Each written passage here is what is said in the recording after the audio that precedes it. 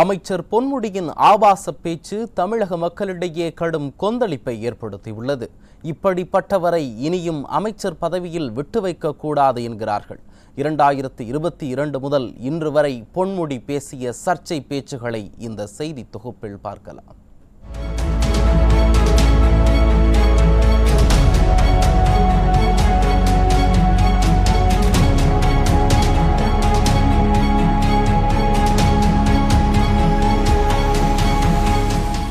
அடச்சி, இவரெல்லாம் ஒரு அமைச்சரா என தமிழக பெண்களை முகம் சுடிக்க வைத்திருக்கிறார் திராவிட மாடல் அமைச்சர் பொன்முடி. ஆபாசத்தின் உச்சம், அருவருப்பின் மிச்சம் என பொன்முடியின் இந்த பேச்சை மக்கள் விமர்சிக்கும் நிலையில் அமைச்சர் பொறுப்பில் இருந்து நீக்காமல் கட்சி பொறுப்பில் இருந்து மட்டும் நீக்கி தனது பாசத்தை வெளிப்படுத்தி இருக்கிறார் திராவிட மாடல் முதல்வர். அது சரி, அவர் எப்படி பொன்முடியை அமைச்சர் பதவியில் இருந்து நீக்குவார்? அவரே திருமணம் குறித்து அருவருக்கத்தக்க வகையில் பேசியவர் தானே.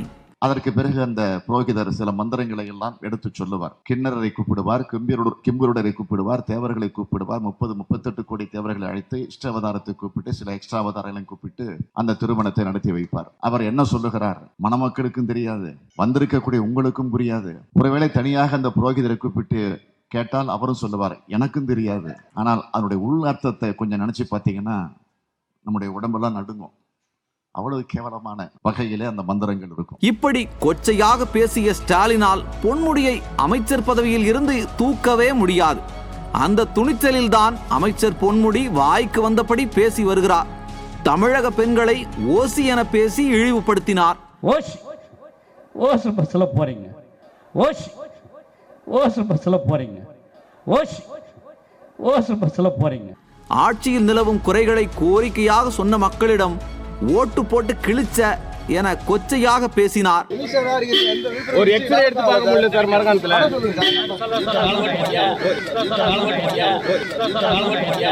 2022 ஆண்டு பட்டியல் சமூக மக்கள் கோவில் தெருக்களில் நடந்து செல்வது பெரியார் போட்ட பிச்சை என இழிவாக பேசினார். விழுப்புரத்தில் பெண் ஊராட்சி மன்ற தலைவரை பார்த்து நீ எஸ்சி தானே என பொது மேடையில் பேசினார்.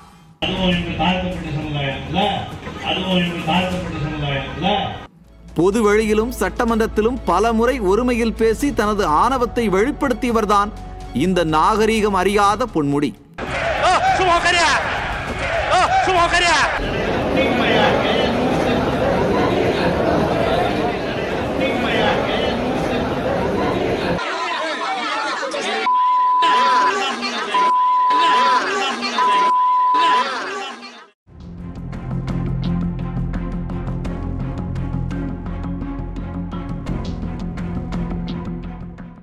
இப்படி வாயை திறந்தாலே ஆபாசமும் அருவருப்புமாக இருக்கும் அமைச்சர் பொன்முடிக்கு பல முறை கண்டனம் தெரிவித்த மக்கள் இறுதியாக சேற்றால் அடித்து துரத்தியும் பார்த்தார்கள். ஆனால் எவ்வளவு பட்டாலும் திருந்த மாட்டேன் என பொன்முடி அடம் பிடிக்கிறார். காரணம் அமைச்சர் பதவி. உள்ளூரில் தனக்கு செல்வாக்கு இருப்பதால் ஸ்டாலின் தன்னை பாதுகாப்பார் என்கிற நம்பிக்கை. இல்லை என்றால் ஸ்டாலின் பொதுமேடையில் அழுது புலம்பும் போது நமட்டு சிரிப்பு சிரிப்பாரா? யாரிடம் சொல்வது?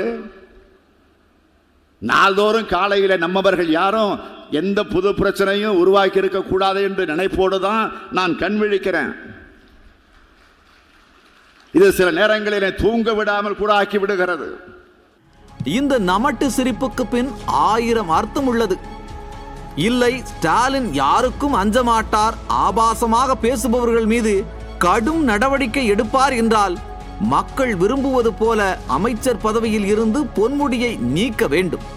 செய்வாரா சர்வாதிகாரி?